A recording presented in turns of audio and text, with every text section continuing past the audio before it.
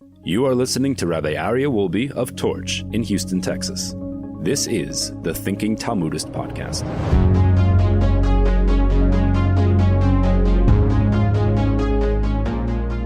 All right, welcome back, everybody, to the Thinking Talmudist. It is so awesome to be back here. Welcome to all of our online viewers, to our Zoom participants, to our people here live in the classroom. It is awesome to be back here and to learn another delightful piece of Talmud. This Talmud comes from Tractate Taanis 21a, all the way on the bottom. And the Talmud begins as follows. Tana Rabbanan, the rabbis taught in the Brisa, La'olam yeheh adam rach kekoneh. A person should always be soft like a reed, flexible in interpersonal matters. Ve'al yeh kosher ke'erez, and not be hard like a cedar. Maaseh, there was a story, an incident.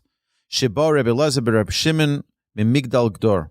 Rabbi Elazar, the son of Rebbi Shimon bar Yochai, was coming back from Migdal Gedor, Mibeis Rabo, from the house of his teacher, rochuv al hachamor, and he was riding on a donkey, umitayel al sfasanor, and traveling along the riverbank, v'sameach simcha gdola, and rejoicing greatly. He was very, very happy. V'hoisa dato gasolav, and was feeling very proud of himself. Why? Because he had learned a lot of Torah from his teacher. He felt very good. He felt very happy, elated with joy. There, on his way, he happened upon a very, very ugly man. A very ugly man. Talmud says he was exceedingly ugly. Amar lo, he, the ugly man, said to Rabbi Elazar, the son of Rebbi Shimon, Shalom alecha Rebbe, peace be upon you, my teacher. But Rabbi Elazar, he did not return the greeting to him. Amar lo, instead he replied, Reika, empty one. Kama mechur oisai ha'ish, how ugly is that man? Shema kol bnei ircha mechorin kamoischa, are all the people in your city perhaps as ugly as you? Amar lo, he, the ugly man, replied, Eini yodea, I do not know. Elalech ve'amor le'uman sha'asasani kama mechor kli zeh sha'asisa. He said, go and tell the craftsman who made me how ugly his vessel that he made is.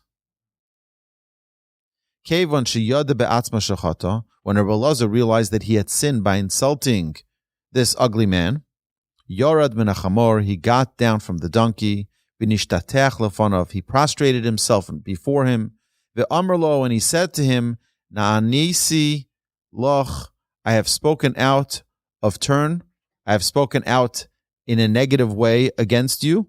Mecholi, please forgive me. Amar lo, eini mochalach. The man said, I do not forgive you. I do not forgive you. Achtetelech le'uman sha'asani, ve'amar lo kama mechur kli zeh sha'asisa. Until you go to the craftsman who made me, the Almighty, and you tell him how ugly his vessel that he made is. Go to God and go complain to God and tell him what an ugly creation he has created.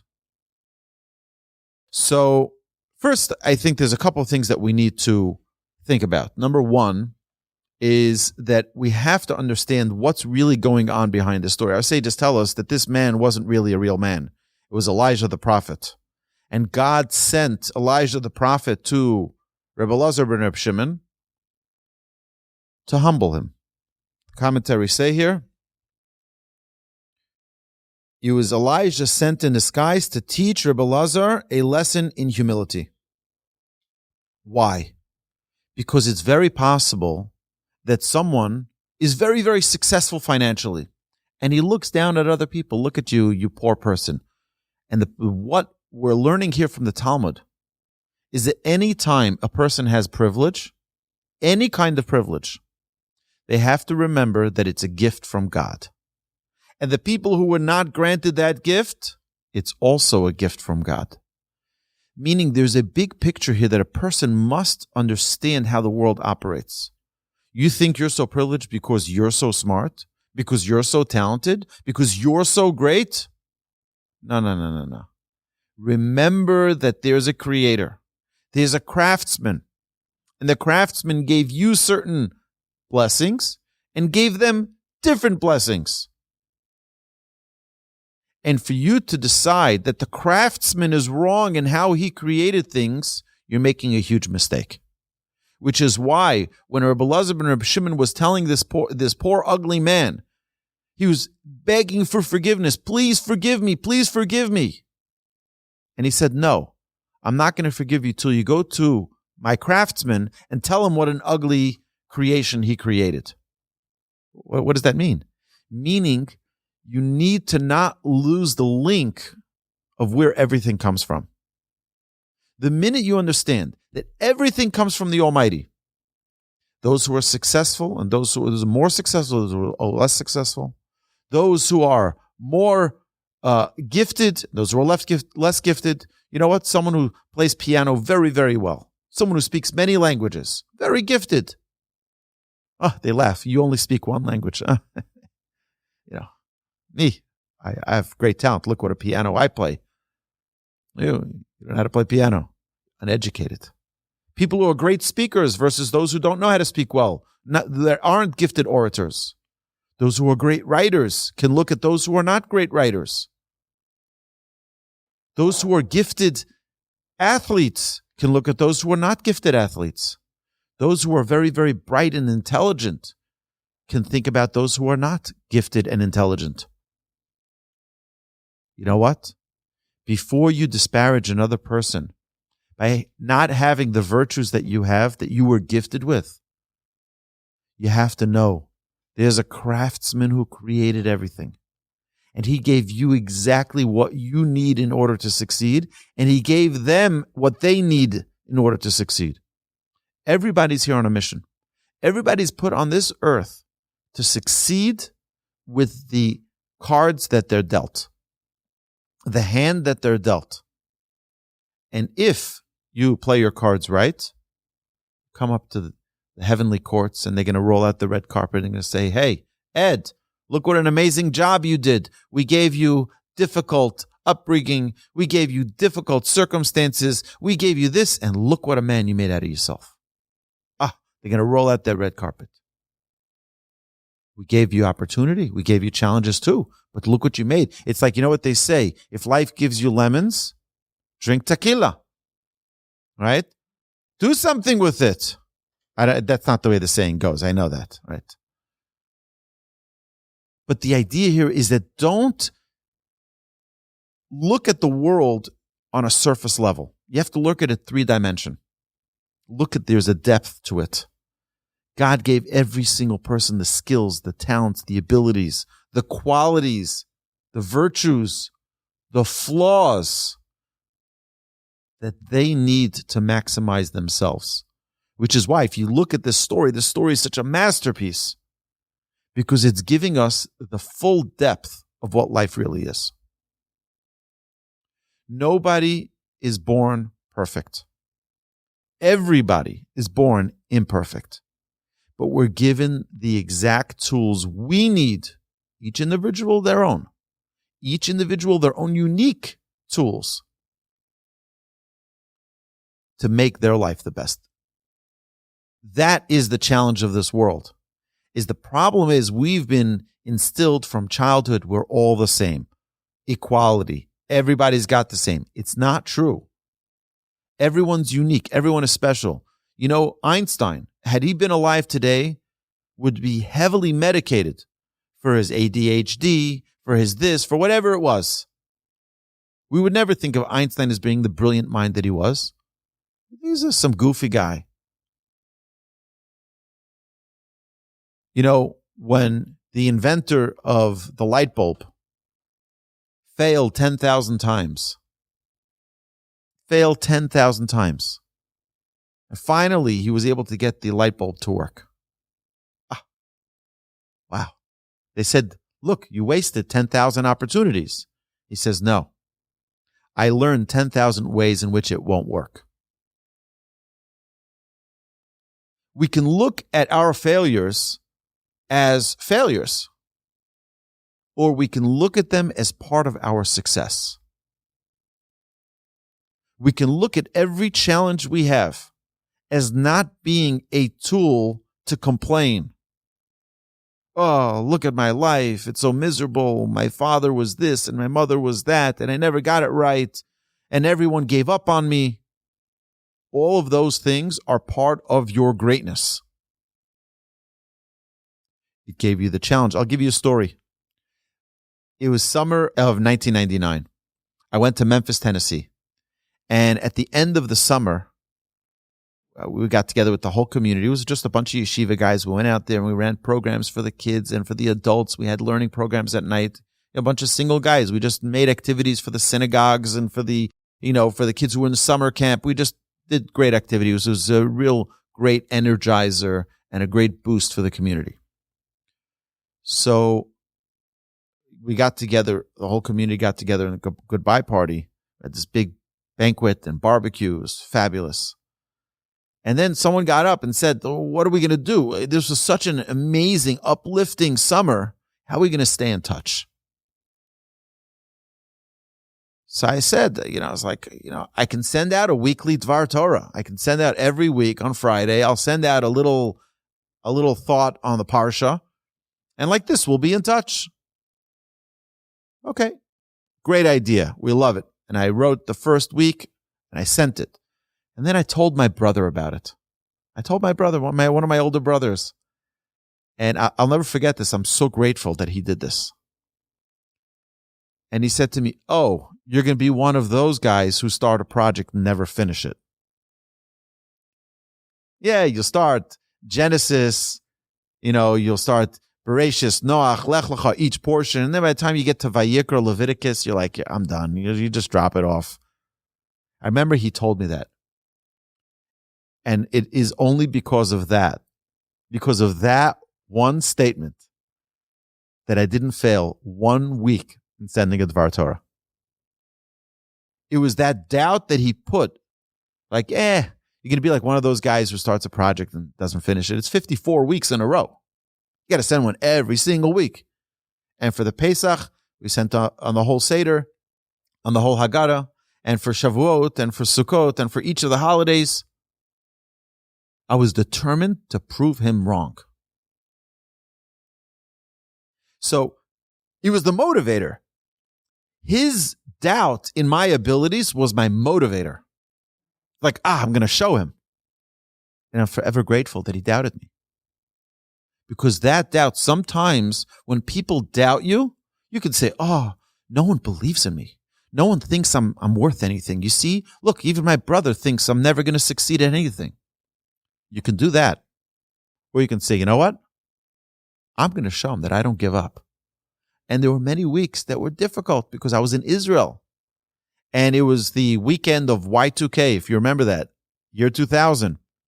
As soon as the clock turned 12:00, everyone was terrified that all the computers were going to be, destroyed and all of the hard drives are going to be erased. And everyone was terrified. I was in Israel at the time. And I made sure I had to send it out early, just in case. It's like that. People will have their Dvar Torah before, it all goes gone. And there were times that it was very difficult. They had the largest snowstorm was that year in Jerusalem.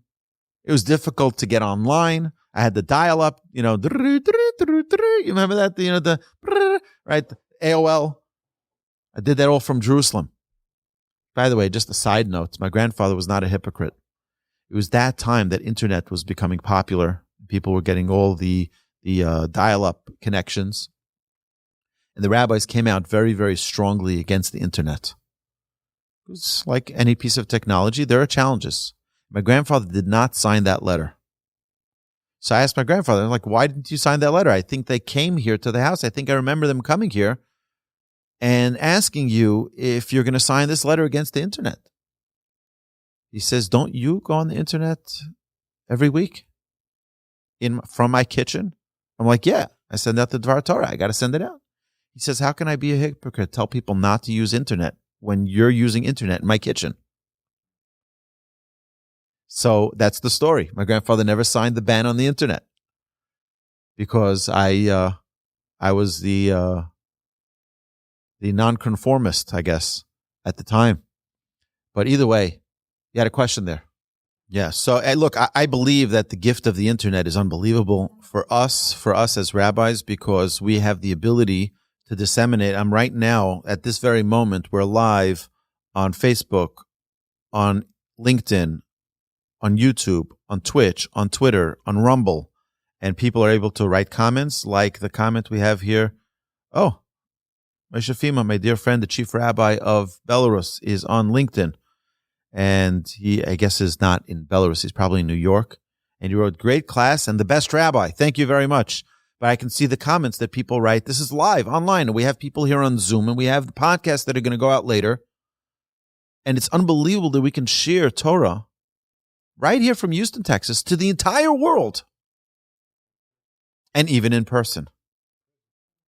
I've gotten a lot of feedback from soldiers who are in crazy places who've written us, and to myself, to my brother, to the other podcasters at Torch, that they're listening and they're taking this inspiration. And whoever's out there, wherever you're from, please drop us a note.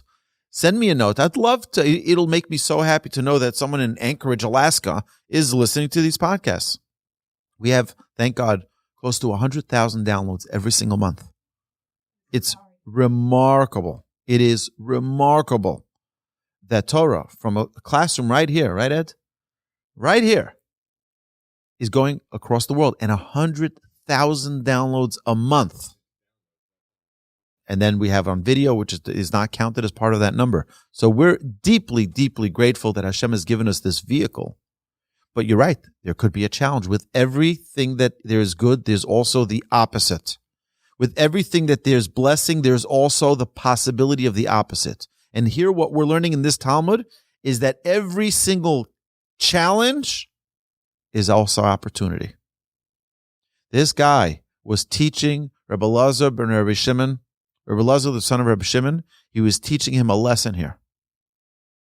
You think you have the picture by what you see, but know that there's a whole nother picture behind it. The picture behind it is that there is a craftsman. That craftsman, the Almighty, the creator of heaven and earth, gave every person exactly what they needed. I want to tell you an amazing story. Speaking about ugly, I get very emotional from the story, so please forgive me. There was a young man, a young Hasidic man, whose father was a big Rebbe. And the way they used to do it is they used to have the Rebbe, and he would have, usually if he's the head of a dynasty, he would have his child marry the head of another dynasty's child. And they would meet and they would talk about it. And then the couple would meet each other. Because the halacha, the Torah says, even though people think there's this thing called arranged marriages, and we have a whole podcast dedicated to it on our Unboxing Judaism podcast. I recommend that our viewers listen to it. The Talmud says, and the Torah says, it is prohibited. You are not allowed to marry someone without meeting them, seeing them, and approving it. There's no such thing as arranged marriage. Oh, you're going to marry them whether you like it or not. That's not true. That's good for a movie on Fiddler on the Roof. It's not true. That's not the way it works. Either way. So this head of this dynasty and the other head of the dynasty, they think it's a good idea. They talk about their children. They're like, you know what? It's a good match. They put them they can meet together, sit in a room together to see that there's a chemistry, to see that there's an attraction.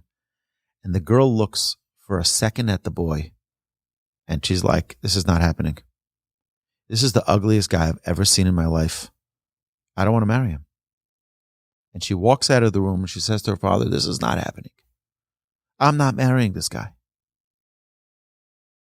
So the boy hears this, and the boy says, I just want to talk to her for 1 minute. Just 1 minute.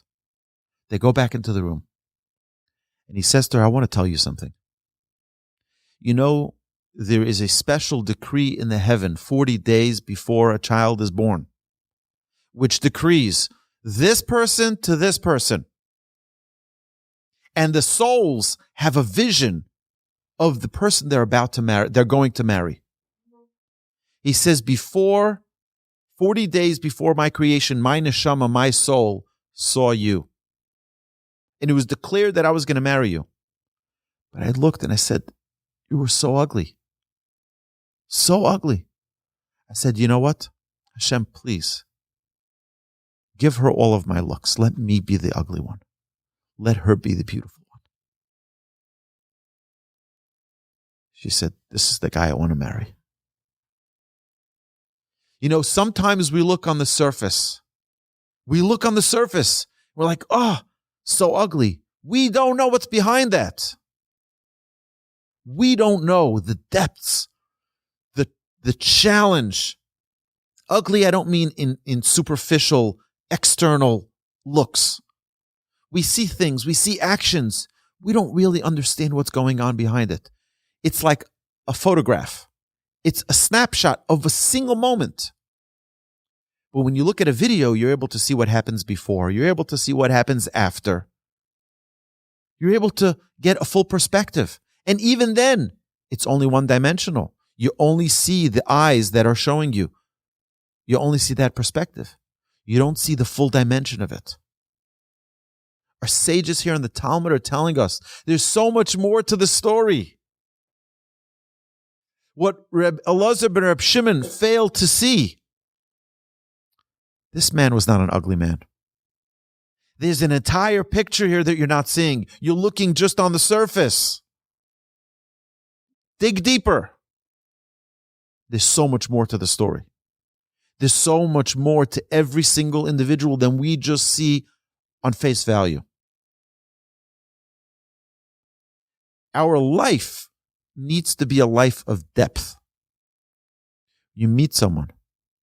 Don't just judge them by what you see. You see them walking around in the supermarket with a child with their tablet in their hand, and you're like, neglectful parents. And we're convinced of that.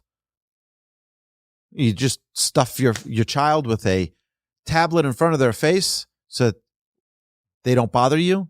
We already have a whole story drawn out. I know I'm at least guilty of that. Not putting my kids in front of a tablet, but making that judgment. And here the Talmud is telling us, correct your view. Aryeh Wolbe, that's not the way you should be looking at people. You should understand that there's an entire story here. You're not going to see the whole story. You know who sees the whole story? The craftsman who created them. He gave them certain challenges that they're coping with. He gave them certain things that you'll never understand those challenges. Certain people have certain traumas, certain things that they've gone through in their lives that we'll never be able to comprehend. Who are we to judge? Just put a label on them. You ugly man. You careless parent. Without knowing the full depths of what's going on. Humanity is magnificent. Humanity is perfect. It's Hashem's creation. How many times did we look at something, cast judgment, and then when we actually get to know the people, we get to know the story, we're like, totally not what I thought at first hand. I gave a judgment right away. But then when I learned the whole story, it opens our heart. It opens our understanding. It opens our compassion, our love. This is so fundamental. Where the Talmud here is teaching us never judge a book by its cover. Actually, I once heard one of the greatest Jewish publishers, the head of Art Scroll. He once said, anybody who says don't judge a book by its cover clearly never sold a book. It's only the people who never published books that say that. He said, I can tell you books that only sold because of their cover. Make a nice cover. But the truth is, you can't judge a person by what you see. Because even after you get to know them, there's so much depth, so many layers that's beyond the surface. The Talmud here is teaching us a very important lesson. So what is Elijah the prophet here displaying himself as an ugly man? What is he telling Rabbi Elazar ben Rebbi Shimon? He's telling him that is Go and complain to God that you find fault in his creation.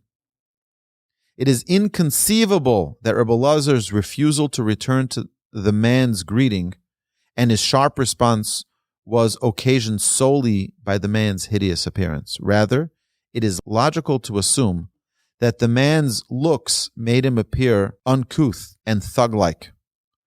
That is why Rabbi Elazar, judging the man by his looks, called him an empty one. Rabbi Elazar judged the man's attempt at a greeting as a provocation of a ruffian, which thus prompted his acerbic retort. So he thought, he's like provoking me. We have to understand, there is so much that we do in our lives that people misjudge. How many times did someone just assume about us that we were evil intentioned without knowing the true story? And if they only understood, they wouldn't rush to judgment. It's like when we're driving and we see someone driving like a crazy person, you're like, crazy driver, so aggressive, road rage. Were we ever rushing to a meeting? And we're like, I'm sure they understand that I'm just rushing. I'm sure everybody understands. And now we're that guy. If they only understood how important this meeting is, I got to close the deal. I have a doctor's appointment. Everybody understands. People understand I'm just rushing. I don't always drive like this. No, people don't. But people would if you judge them properly as well. The entire system of how our world operates is that we get what we give. The world is a mirror. The world is a mirror a number of ways. The first way is that everything is a message, like we learned this week in our Parsha Review podcast. This week we talked about how the spies who went to look at the land of Israel didn't take a lesson from Miriam. Miriam was punished because she spoke negatively about her brother. The spies are punished because they spoke negatively about the land of Israel. Didn't they learn a lesson? They just waited 7 days for Miriam to purify herself from her case of tsaras. It took 7 days. Everyone waited for her. Everyone, why aren't we moving? Let's go already. Why aren't we going anywhere? Miriam is in quarantine. She sinned. She spoke negatively about her brother. Everybody should have learned that lesson. And now the leaders of the tribes are sent to Israel. They spy on the land, and they speak negatively about the land of Israel. And they all died. All 10 who spoke negatively about the land of Israel. There was a disease, a plague, and they all died. Why? You were given a lesson and you didn't learn from it. You were given an opportunity, by the way, not only that, the people who accepted the foul report about the land of Israel, they also didn't merit to go into the land of Israel. All the people who cried about this negative report from the spies, they believed the false report. God says, you cried? I'll give you something to cry about. None of you are going into the land of Israel. And they all died in the desert. It was the next generation that merited to go into the land of Israel. Yeah. Right. So there's a thing like this. God promised the Jewish people, he promised Abraham, Isaac, and Jacob, he promised the tribes, he promised Moshe that he's going to bring us into the land of Israel, the promised land. Everybody knew this. Everybody knows this. This has been the conflict of the entire world. There are more condemnations on the land of Israel from the UN than all the other countries combined. There are more condemnations to the people of Israel and the land of Israel and the state of Israel than all the other nations combined. What's going on here? This is a treasured land. This is God's promised land. This is the land that God says is the land of flowing milk and honey. It's the land that's supernatural. It's the land that doesn't follow the laws of nature. It's the land that if you don't follow its laws, it'll spit you out. There's no land like that on planet Earth. You go to Serbia, you go to South Africa, you go to China, you go to Grand Teton National Park. Nothing's going to happen if you rebel against the land, so to speak. If you do that in the land of Israel, the land spits you out. It'll give you a reason to flee from the land of Israel. Unbelievable. You don't have something like that. By the way, when the Jewish people did not inhabit the land of Israel, there was zero vegetation in the land of Israel. Nothing. The fields were barren. They didn't grow anything. The Jewish people come back to the land, flourishing. You have vineyards everywhere. It's unbelievable. The agriculture of the land of Israel is the finest on planet Earth. But only when the Jewish people lived there. We were in exile. We still are in exile. Which is why there's still anti-Semitism in the world. So yes, everyone's got their story. But you're talking about God's land in a negative way? God's land? The promised land? And the Torah says, we read this in our Parsha Review podcast just yesterday, at the end of the podcast. It says, "V'hayinu be'einenu kechagavim v'gam be'einehem." We were in our eyes like grasshoppers, and also in their eyes. Sages explain, you know why the Torah says it like that? If you think low of yourself, others will think low of you as well. If you think fine of yourself, you think righteous of yourself, you think, that doesn't mean that you're an arrogant person. But if you treat yourself with dignity, people would treat you with dignity. If you want to be a person of refined character, people will see you as a refined person. You want to carry yourself with dignity, people will see you with dignity. You are the way you present yourself. Which could be a little bit of a contradiction to what we said earlier, but not really. The people saw themselves in a negative light. They were depressed. So their presentation of the land of Israel was such as well. Because they saw themselves small, they projected that out. And they said, oh, they also saw us as small people. They also saw us. And that's the problem. You can't go and say a negative thing about God's land because you are deficient. It's a very good question. So if the Jewish people were slaves for 210 years in Egypt, and now we just got out of Egypt and we're standing by Mount Sinai, and we're talking about the land that's right over there, and we can go into our land soon. By the way, they were only 11 days distance from the land of Israel. That's it. They weren't very far. And guess what?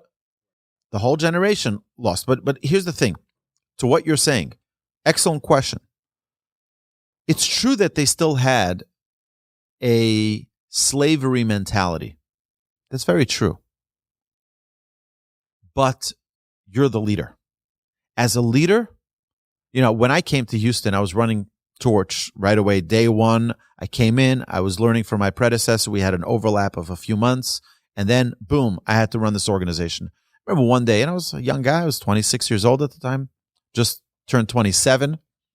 And I remember one time, it was tough. You got payroll, and you got staff, and you got this, and you got that. All these different components of an organization. And I remember one time I met one of the leaders in the community. And we went for lunch. He said, "Nu, how are things going?" I was a little bit down, it's tough. I don't know. It's one of those rough days. They said to me, "Don't ever talk like that. You have people who look up to you. You have an entire organization that is either motivated or completely unmotivated based on your excitement and your energy. If you come with a down energy, all of them will be affected by that down energy.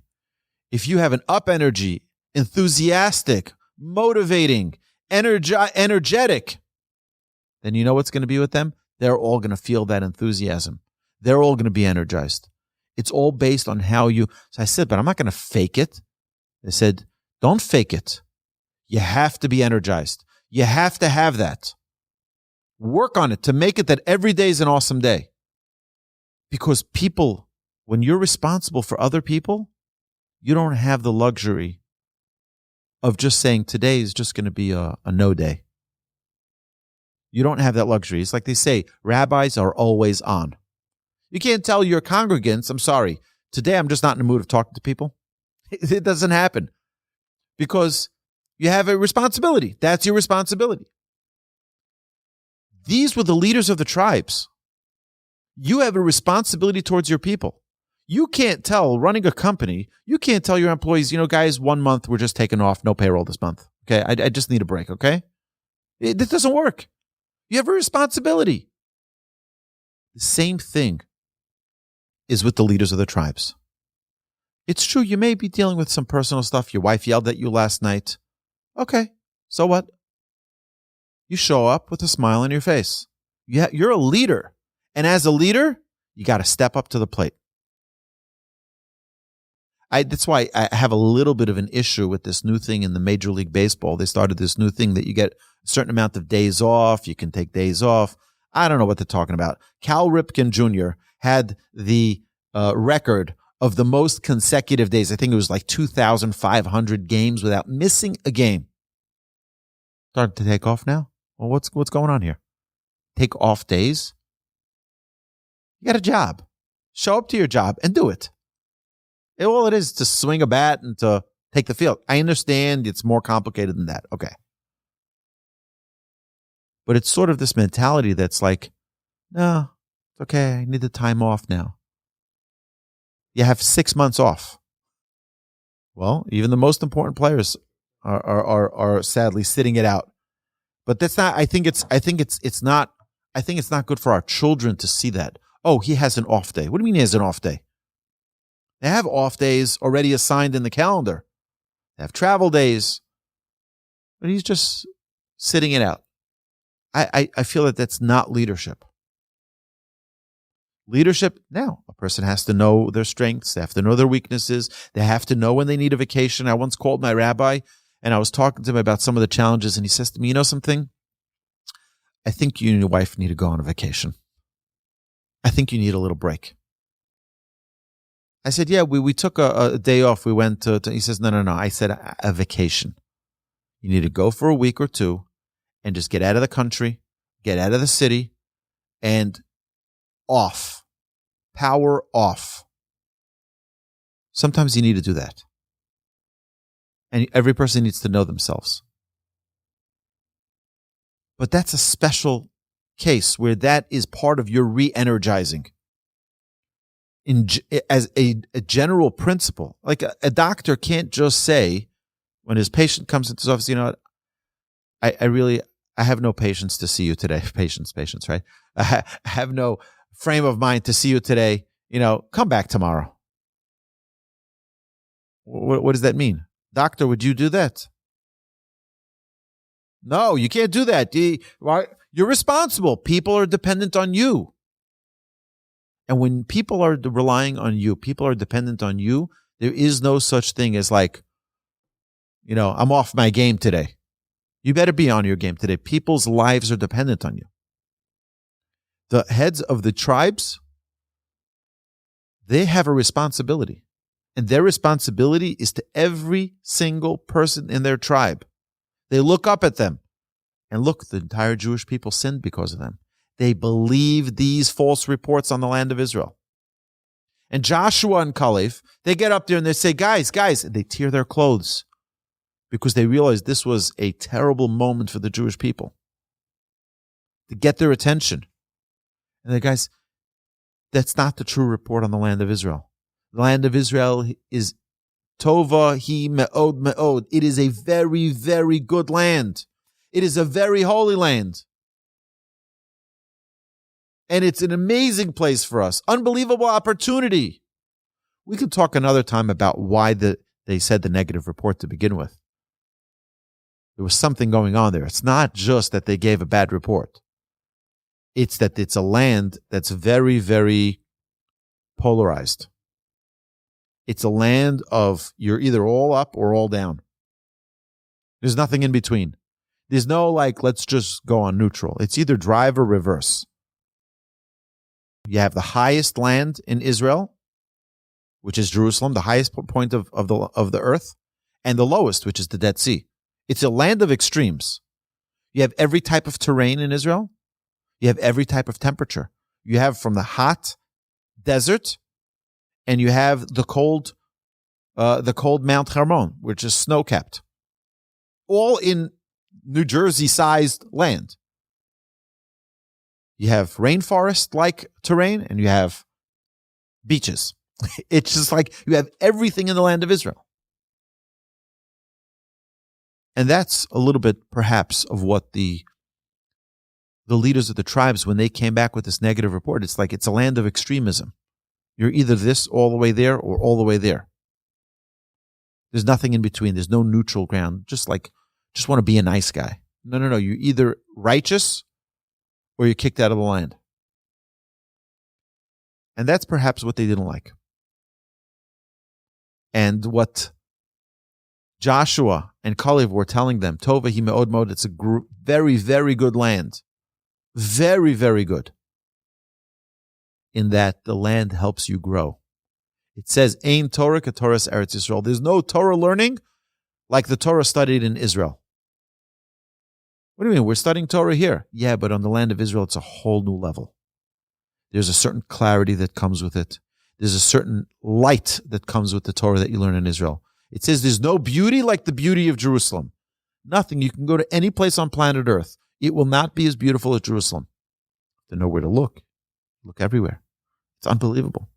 I'll just finish off with one little story. When I was in Israel most recently in March, I was in a cab going from one place to another place, obviously. It's typically what we do in cabs. And I asked the cab driver, there was a ton of traffic. There's construction everywhere. There is construction in every single centimeter of Jerusalem. There's construction, and out of Jerusalem as well. They say they want to change the name now to Crane City. There are cranes everywhere. Everywhere, new roads, new tunnels, new bridges, new buildings. It's unbelievable what's going on. So I said to the cab driver, isn't this frustrating that you always have traffic here and there's always construction and always things going on, and it's, you got to do detours here and detour there. And this is a secular cab driver. But it's just to show you that even a secular cab driver in Israel is holy of holies. He turns around to me, he says, don't you understand? We're preparing Jerusalem for Messiah. Messiah is going to come.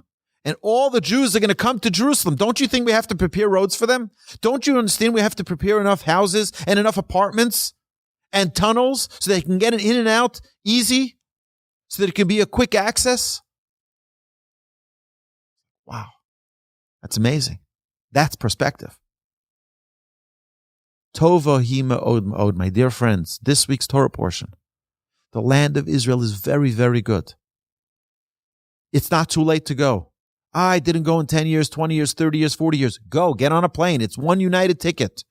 You buy a United ticket or go Turkish Airlines, whatever airline you go. It's not so expensive. I'll go with you if you need someone to carry your bags. It's an important thing. Go to the land of Israel. It's your land. It's your special holiness. It's the source of our neshama. Everybody who goes to Jerusalem gets emotional. Everybody. I don't know a single person who told me that on the hills heading to Jerusalem, you don't get choked up. Why? Why does that happen? Does that happen when you're going to Greece? No. Does it happen when you go to London? Does it happen when you go to Paris? No, it's nice, beautiful. Eiffel Tower, great. Beautiful. Let's take a picture and let's get out of here. Jerusalem, everybody gets emotional. He says the source of our soul is Jerusalem. Our soul descends to this world from the heavens. That's the connecting point from earth to heaven, is Jerusalem. We're connecting closer to our source. Hashem should bless us all, that we should not only merit to have Messiah come in our days, and that we should see Messiah with our own eyes and to greet him at the entrance of Jerusalem. But we should also merit to see the depth of every single human being. We should have the merit to see the depths of our own selves, the real us, the capabilities that we're gifted with. Hashem should bless us all with unbelievable connection with the Almighty. Amen. Shabbat Shalom.